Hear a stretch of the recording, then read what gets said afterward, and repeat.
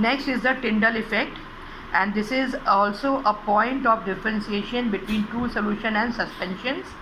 Tyndall effect is shown only by colloids. You have studied this very well in class 10th and 9th. And what is Tyndall effect? It is the scattering of light by the colloidal particles, making the path of the beam visible in the colloidal dispersion is called as Tyndall effect. It is seen when a light is allowed to pass through a hole in the window in a dark room. Then the dust particles scatter the light and we get a cone of that light, path of the light, and this cone or the path is called as Tyndall cone. Now this Tyndall effect, what we are going to study is, it depends upon the direction of viewing the path of the light.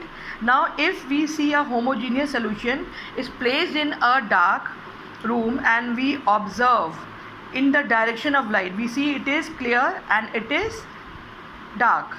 But if it is observed from a direction at right angles to the direction of beam of light, suppose this is a true solution here, this is a true solution, this is the beam. If we are seen in the direction of then we see it is dark, but if we see at right angles, then we see that it is completely dark.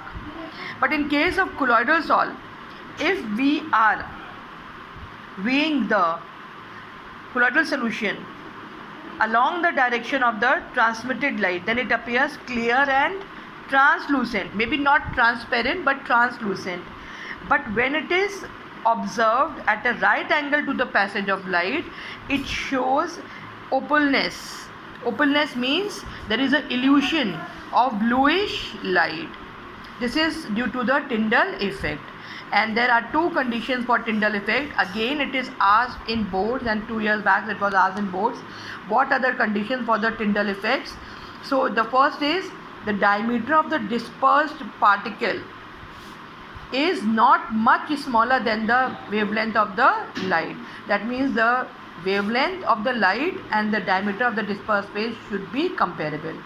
The second is the refractive index of the dispersed phase and the dispersion medium must be differ greater in magnitude. That means if the refractive index is difference is more, then the deviation or the scattering of the light will be a greater extent and there will be a greater Tyndall effect.